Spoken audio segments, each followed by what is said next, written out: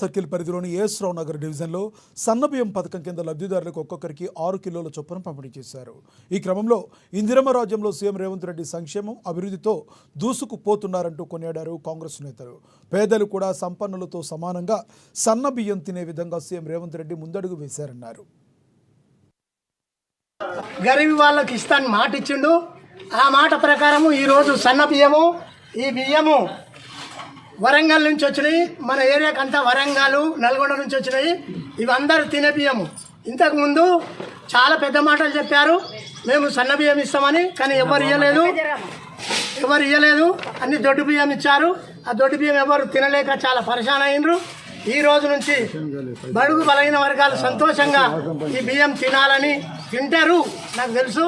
అందుకే రేవంత్ రెడ్డి గారికి మరొక్కసారి మీ అందరి తరఫున, మా పార్టీ నాయకుల తరఫున ధన్యవాదాలు తెలియజేస్తూ సెలవు తీసుకుంటున్నాం.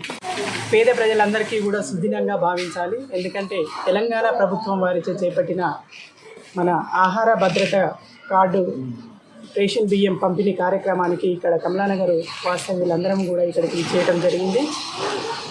గౌరవ ముఖ్యమంత్రి రేవంత్ రెడ్డి గారు చేపట్టిన కార్యక్రమాలన్నింటినీ కూడా ప్రజలు ఎంతో హర్షిస్తున్నారు. ఎందుకంటే ఈరోజు గతంలో ప్రతి ఒక్కరు కూడా దొడ్డు బియ్యంతో కొంతమంది పిల్లలు తినక ఆహారంలో చాలా ఇబ్బందిగా పడాల్సిన అవసరం వచ్చింది.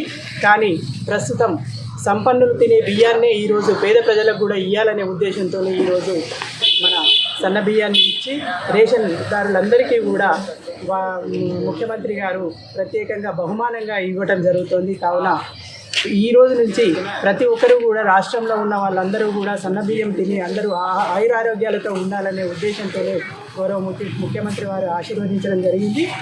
కావున పేద ప్రజలు కూడా ఇక్కడికి వచ్చిన వారందరూ కూడా బిలో పావర్టీ లైన్లో ఉన్న వాళ్ళందరూ కూడా చాలా హర్షం వ్యక్తం చేయడం జరుగుతుంది. వారికి మా ఈ కమలానగర్ వాస్తవ్యుల తరఫున మరియు మా డివిజన్ పార్టీ